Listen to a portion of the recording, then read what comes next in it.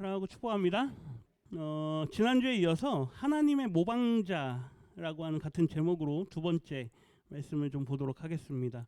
삼위일체는 우리가 알고 있는 삼위일체, 이제 어떤 학자들은요, 왜 사탄에다가 삼위일체라는 이름을 쓰느냐, 굉장히 싫어하는 분들도 있어요. 그러니까 하나님의 거룩하신 속성 중에 하나거든요. 트리니티라고 하는 하나님 만 가지고 있는 유일한 고유한, 그렇죠. 그래서 삼위일체를요 우리가 다른 어떤 거에 비교할 수가 없어요. 그 이제 뭐하고 비교하면 그게 이제 양태론이라 그래서 자꾸 이제 말도 안, 이제 그게 적용이 안 되는 거예요. 그러니까 우리가 물, 공기, 얼음 뭐 이렇게 있잖아요. 그러니까 어떤 때는 물이 되고 어떤 때는 얼음이 되고 어떤 때는 공기가 되고, 이게 마치 하나님이 어떨 때 하나님이고 예수님이고 성자 성령님이고, 이게 이제 이렇게 설명하면 안 되는 거예요. 근데 우리가 가장 이해하기 비슷하게 설명하는 게 이제 그런 건데, 그것도 온전한 설명이 아니거든요. 그러니까 삼위일체는 우리가 다른 어떤 것과 비교할 수가 없어요. 그러니까 여기 사탄에다가 삼위일체를 붙인다라는 게 말이 이제 안 되는 거예요. 근데 그나마 사탄이 하는 게 그거예요. 하나님하고 어떻게 해서든 최대한 뭐 해보자, 비슷하게 돼보자. 그 모방을 합니다. 계속 모방을 해요. 그래서 사탄, 옛뱀이라고 하는 그 사탄이, 용이, 그쵸? 전쟁에서 떨어져 가지고 땅에 내려오잖아요. 그러고 나서 바다에서 뭐가 올라옵니까? 지난주에 바다짐승이 하나 올라왔죠. 그 바다짐승의 모습을 보면 보세요. 뿔이 10이고 머리가 7이고 그 뿔에는 10 왕관이 있고, 우리가 계시록에서 예수님의 모습을 초반에 계속 보여줘요. 그렇죠? 처음에 7 촛대 사이를 거니시는 예수님의 모습들이 있었잖아요.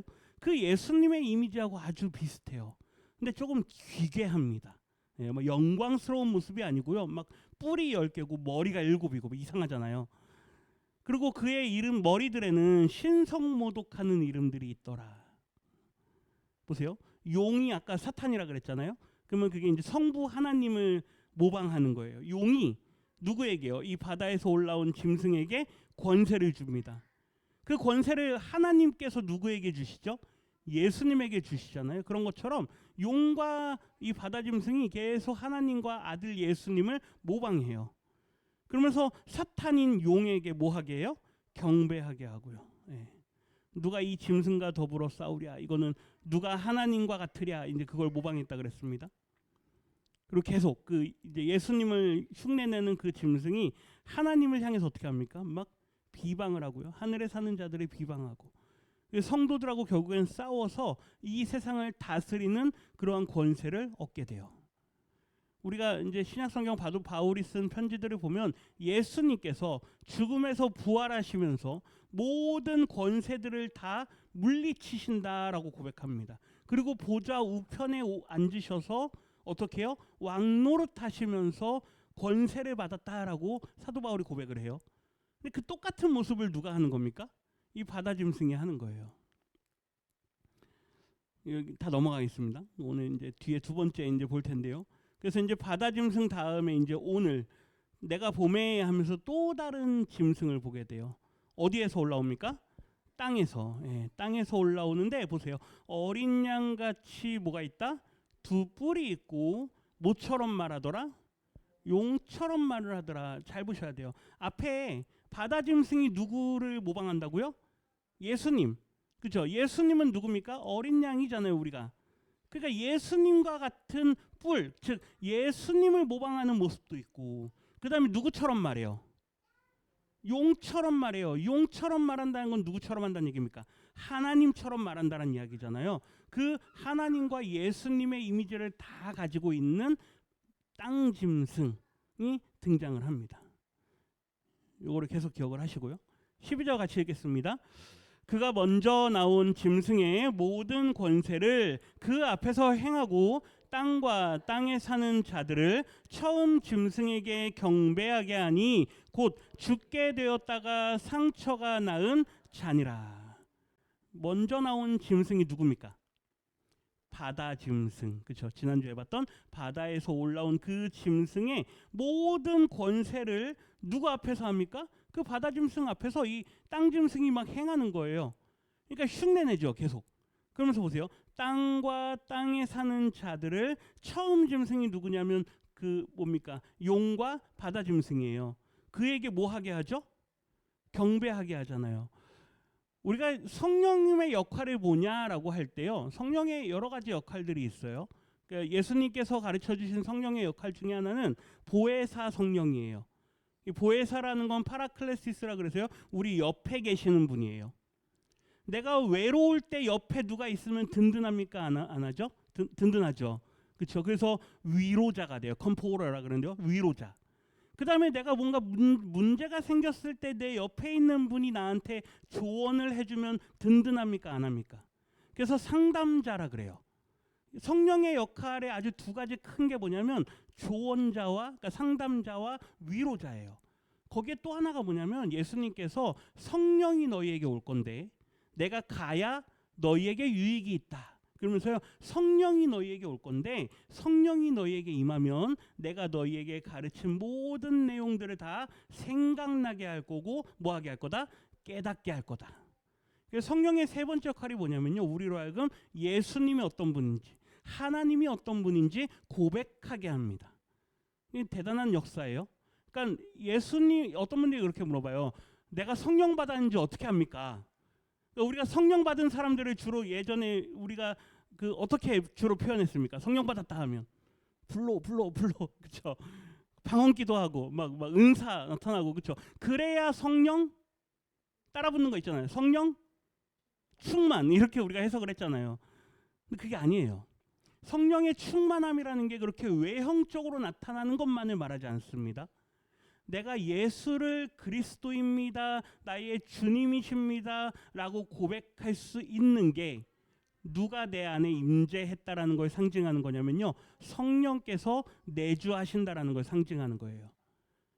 그러니까 내 삶 속에 나는 예수님이면 됩니다, 나는 예수님으로 행복합니다, 나는 예수님으로 만족합니다라는 고백을 하실 수 있으면 그게 성령의 충만하신 상태인 줄 믿습니다. 근데 우리가 성령으로 매일 충만한가요?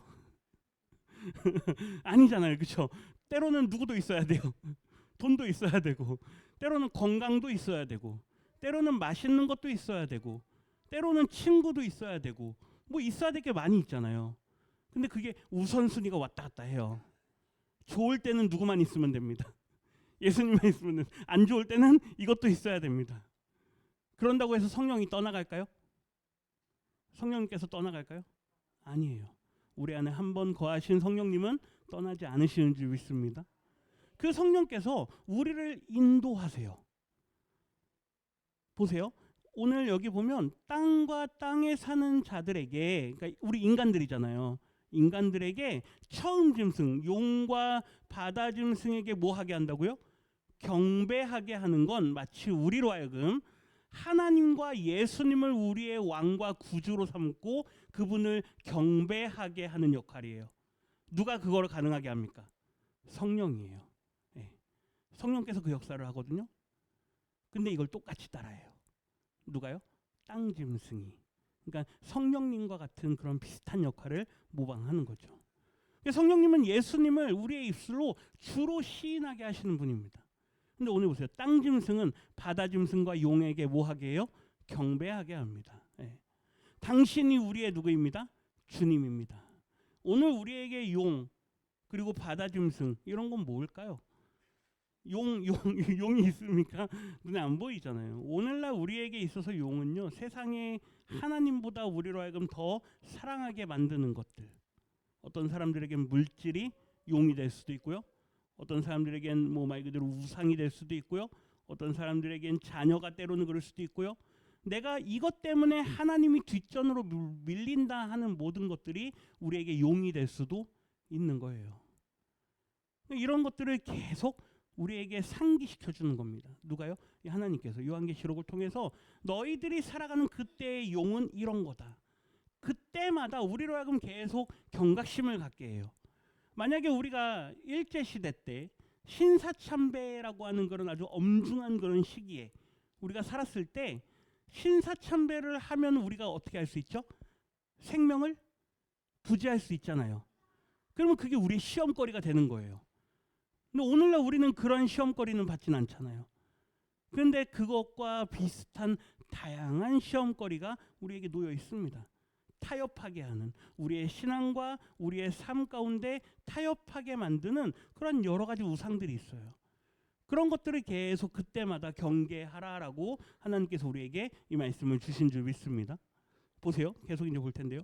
13절에 보면 그 땅에서 나온 짐승이 큰 이적, 이게 이제 세메이온이라고 해서 이건 표적이에요. 예수님에게요, 많은 사람들이 따라다니면서 우리에게 표적을 보여주십시오라고 얘기해요. 그때 예수님이 하시는 말씀이 뭐냐면, 내가 너희에게 보여줄 표적은 요나의 표적밖에 없다 그래요. 요나가 3일 동안 어디 있다가요? 물고기 뱃속에 있다가 토해서 나오게 되잖아요. 그러니까 그것처럼 인자도 어떻게 해요? 죽었다가 살아날 거다. 그걸 이미 벌써 십자가에 달려 죽기 전에 계속 말씀하셨어요. 근데 그것처럼 계속 표적을 행해요. 표적을 행한다는 건 사람들로 하여금 자기를 믿고 따르게 하라는 거예요. 오늘날 돈이면 다 된다라는 사상이 이 세상 가운데, 특히 우리 대한민국 안에 얼마나 퍼져 있습니까? 대한민국이 얼마나 살기 좋은 나라라고 하는지 모릅니다. 거기 조건이 하나 붙어요. 돈만 있으면. 대한민국은 안전하고요. 막 밤에 여성분들이 막 밤에 막 늦게까지 돌아다녀도 안전하잖아요. 카페 가가지고 뭐 컴퓨터, 뭐 핸드폰, 지갑 테이블에다 올려놓고 화장실 가고 뭐 밖에 나갔다 와도요, 절대 안 사라져요. 뭐 미국에서는 그 대단한 미국에서는 말도 안 되는 얘기죠. 어디 갈 때마다 짐 챙겨서 다녀야 되고 그러는데, 대한민국에서는 뭐만 있으면 된다? 돈만 있으면 된다. 예. 이게요, 우리 안에 어느 순간 우리 안에 다 스며들어 있어요. 돈 없으면 뭐 할 것처럼? 안 될 것처럼, 죽을 것처럼. 우리도 아파트 없으면 안 될 것처럼, 예. 집 없으면 안 될 것처럼. 그게 우리 안에 얼마나 자리 잡고 있는지 모릅니다. 사람들의 세뇌를 하는 거죠.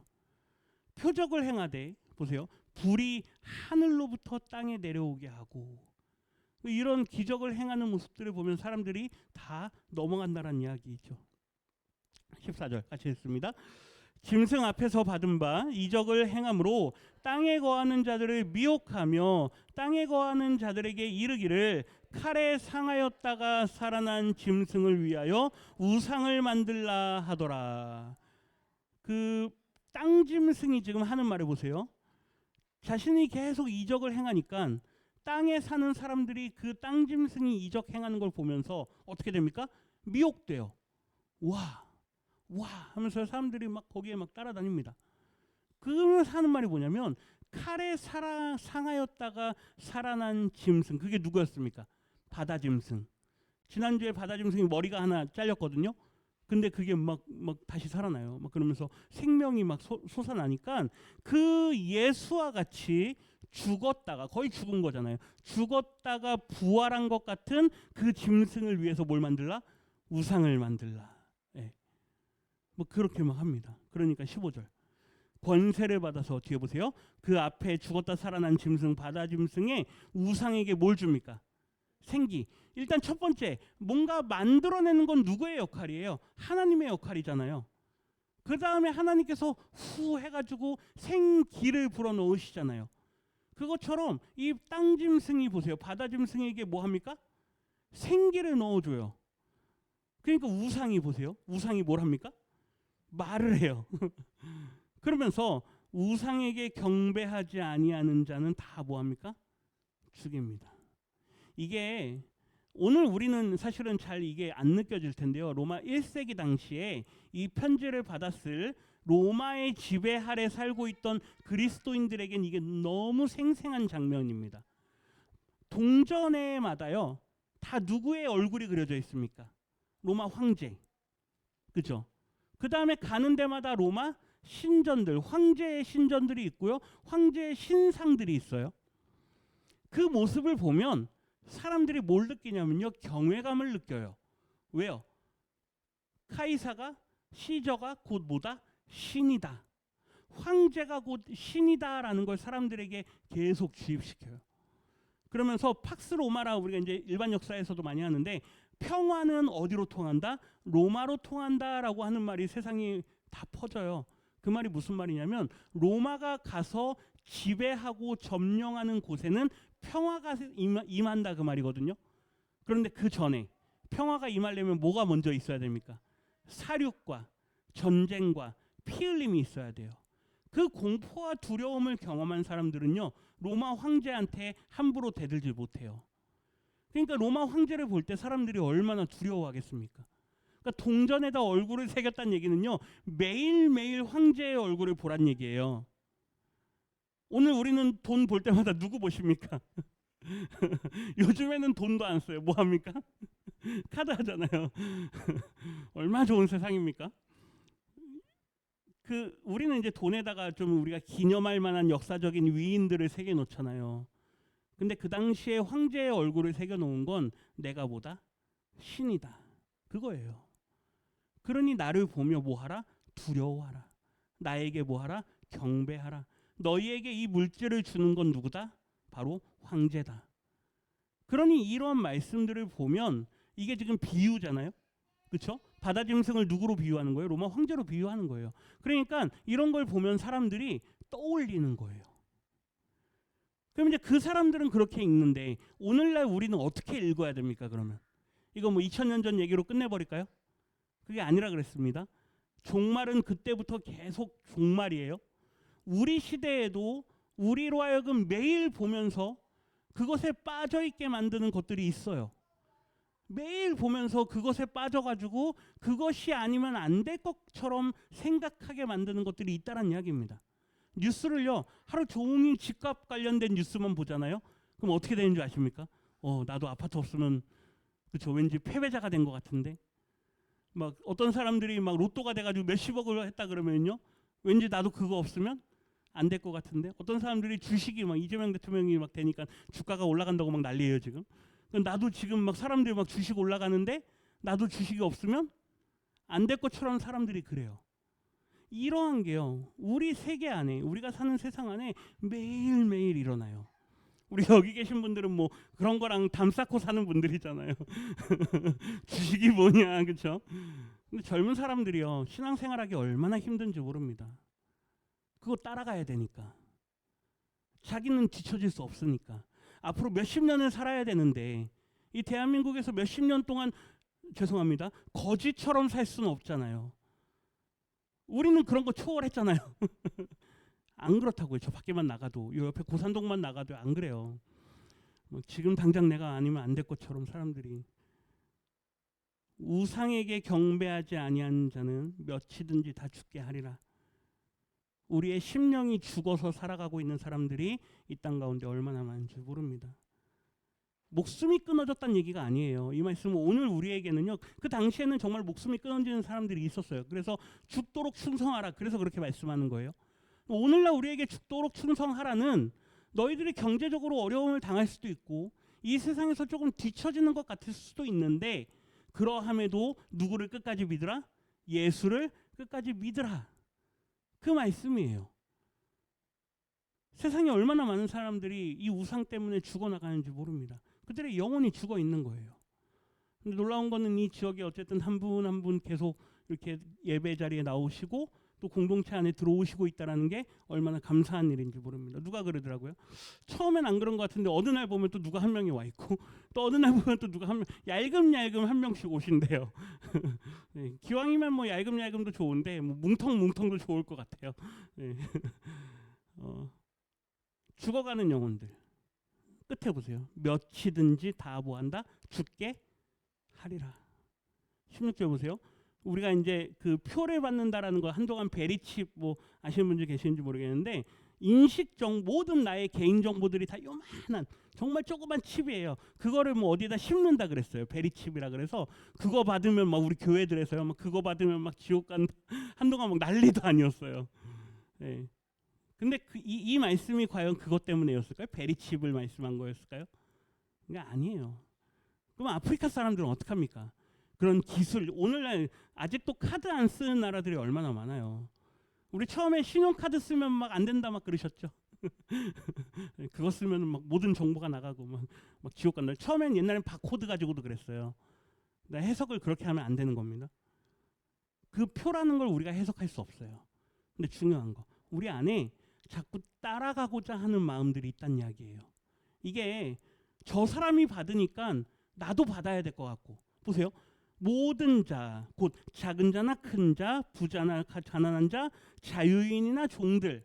그러니까 큰 사람이 가가지고 나 아파트 사야 돼. 그러면 작은 사람들도 어떻게 합니까? 영끌 해가지고 아파트 사야 돼 이러는 거예요. 그것 때문에 죽은 사람이 얼마나 많습니까? 이자 올라가고 그러니까 감당 안 돼가지고 막 가족이 자살하고. 이 세상에 남들이 그렇게 가니까 다 따라가는 거예요. 나도 이거 표 안 받으면 죽을 것 같아.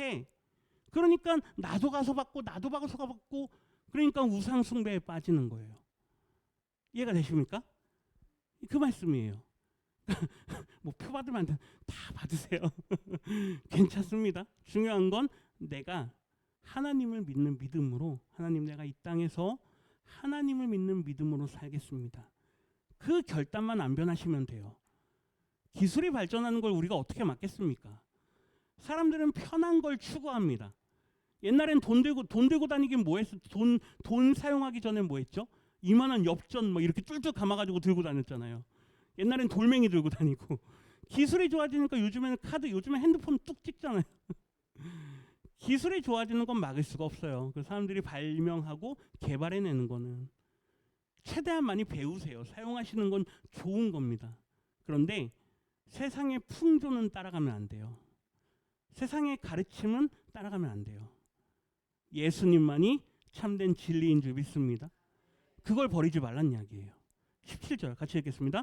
누구든지 이 표를 가진 자 외에는 매매를 못하게 하니 이 표는 곧 짐승의 이름이나 그 이름의 수라. 아멘. 1세기 당시에 제가 초반에도 말씀드렸는데요. 길드, 즉 조합에 가입을 해야만 했어요. 내가 장사를 하고 돈을 벌려면 조합, 협동조합에 가입을 해야 되는데 우리 뭐 갯돈 들고 하시잖아요. 조합도 들고 하잖아요. 그 조합에 가입하려면 황제가 신이다라는 신앙 고백을 해야 돼요. 예수 믿는 사람이 그거 할 수 있습니까? 못 하잖아요. 그러니까 가난하게 사는 거예요. 서머나 교회 같은 교회가 그런 성도들이 많았어요. 근데 보세요. 예수 믿는 사람들 중에도요. 나도 이거 안 받으면 뭐 할 것 같아? 죽을 것 같아. 그러니까 가가지고 우르르 가가지고 뭐 합니까? 신앙 고백? 합니다. 표를 받는다는 게 그 의미예요. 신앙 고백을 하고 예수에 대한 고백이 아닌 황제에 대한 고백을 하면서 나도 돈 벌고 살아야겠다. 왜 나만 가난하게 사느냐? 지질이 궁상처럼 살고 싶지 않다. 해가지고요. 예수를 떠나는 거예요. 매매를 못하게 하니 그 말이잖아요. 경제활동을 못하게 한다는 이야기예요. 근데 보세요. 이 표는 짐승의 이름, 그렇죠? 그리고 그 이름에 뭐다? 숫자다. 이게 이제 그 뭡니까? 그 게마트리아라 그래서요. 유대인들이 숫자를 가지고 해석하는 방법이 있어요. 그러니까 영어 알파벳으로 하면 A를 숫자 1로 봐요. 그다음에 B는 2, 뭐 C는 3 이렇게 해가지고 알파벳마다 숫자를 매기거든요. 근데 그게 유대인들 그 히브리어에도 뭐 알레베트, 김멜, 달레트 이렇게 해가지고 쭉 하는데 다윗이 이 달레트는 네 번째 글자예요. 그래서 다윗을 숫자로 풀면 14가 돼요. 그러니까 그런 식으로 예수는 예수수 해가지고 그게 888이라는 숫자가 나와요. 666을 해보니까 누구의 이름이 나오냐? 네로의 이름이 나와요. 그래서 사람들이 이 666이 당시에 요한이 당시 황제가 네로였을 거예요 아마. 아니면 뭐 그 네로는 아니었을 텐데 어쨌든 그 네로가 상징되는 인물이니까 로마 황제의 네로를 상징하는 이름이다 뭐 이렇게 해석을 하는 사람들도 있었어요. 그럼 이제 오늘날 우리에게도 이 666이 네로일까요? 그거는 모르잖아요. 그렇죠? 이게 무슨 말이냐면요. 따라가지 말라는 이야기예요. 누가 나오든 그게 뭐 적그리스도다 아니면 뭐 그리스도를 모방하고 예수님 같이 행동하는 누군가가 나온다 할지라도 거기에 따라가지 말라라는 경고예요. 그래서 여기 보세요. 18절에 보면 지혜가 여기 있느니 이게 해석을 하면 지혜로운 사람은 이렇게 한다 이렇게 돼요. 지혜로운 사람은 이렇게 한다. 보세요. 총명한 사람은 짐승의 수를 뭐 해봐라? 세어봐라. 그러니까 표를 받기 전에 거기 따라가기 전에 한번 저 숫자가 뭔지 한번 봐라. 그 숫자는 뭐다? 사람의 수인데 그의 숫자가 몇이다? 666이다. 그래서 666이 여기서 나와요. 근데 이 666이 뭐를 의미하냐면요. 아까 제가 말씀드렸던 이 게마트리아 방식으로도 옛날에는 해석을 많이 했는데 그거보다 더 중요한 건 이거예요. 하나님의 숫자와 완전하지 못한 자의 숫자를 구분하는 거예요. 하나님의 완전하심은 7로 상징이 됩니다. 그러니까 유대인들에게 7은 완전수거든요. 그러니까 하나님의 7일 창조, 6일 창조에 하루 안식일 하잖아요. 그런 것처럼 7이라는 숫자가 충만을 상징하고 완전을 상징해요. 근데 6이라는 숫자는 하나 빠지죠. 그러니까 모자른 거예요. 완전에 이르지 못하는 숫자예요. 아까 사탄적인 삼위일체라 그랬잖아요. 아무리 흉내내고 아무리 하나님처럼 하나님의 삼위일체 그 속성을 모방하고 흉내내려고 해도 모자라요. 따라갈 수가 없어요. 그러니까 그 숫자가 뭘로 표현됩니까? 666으로 표현이 되는 거예요. 그러니까 좋아 보일 수 있습니다. 화려해 보일 수 있고요. 왠지 저기 가면 오늘 제가 사진을 아까 찍어놨는데 여기다 담을래다 못 담았는데 교회 이제 편지가 오잖아요. 2통이 왔어요. 다른 편지 평소에는 잘 안 오는데 하나는 신천지, 하나는 제7 안식일 교회. 2개가 같이 묶여서 왔어요. 야, 이거 어디를 가야 되나? 막 헷갈리더라고요. 신천지를 가볼까? 제7의 안식일 교회를 가볼까? 여기가 좋아 보일 수 있고 저기가 좋아 보일 수 있거든요. 근데 완전하지 않아요. 네, 완전하지 않아요. 그 제7의 안식일 교회도요. 종말론이 잘못돼서 나온 거거든요. 그것도 세대주의에서 나온 건데 중요한 거는 아무리 내가 하나님의 말씀을 내가 잘 해석하고 아무리 내가 하나님의 말씀을 이 시대에 꿰뚫어 가지고 내가 하나님의 마지막 때를 내가 맞출 수 있다라고 해도요. 거기에는 완전하지 않습니다. 그러니까 무조건 나를 믿어라 이런 사람도 있어요. 하나님을 믿으니 나를 믿어라 이런 사람들이 있거든요. 우리는 오직 말씀만 믿는 줄 믿습니다. 하나님의 말씀이 그렇다면 그러신 줄 아시고 말씀에 답이 없으면요. 우리도 답이 없어야 돼요. 근데 자꾸 말씀에 답이 없는 걸 자꾸 해석하려고 그래요. 막 찾아내려고 그러고 거기에 다 빠집니다. 완전하지 않습니다. 누구만 아신다? 하나님만 아신다. 때와 시는 우리의 알 바 아니라 그랬습니다. 오늘 이 우리를 자꾸 미혹하고 우리를 끌고 가려고 하는 그 용과 바다 짐승과 땅 짐승이 오늘날 이 세상 가운데에도 있습니다. 그러니까 그들에 넘어가시면 안 돼요. 그러니까 계속 깨어 있어야 돼요. 전쟁이에요. 그러니까 늘 이 싸움에서 내가 패배하지 않고 승리할 수 있도록 기도로 깨어 계시고 말씀에 깨어 계시고 늘 하나님 앞에 찬양하시는 우리 성도님들 되시기를 주님의 이름으로 부탁드립니다.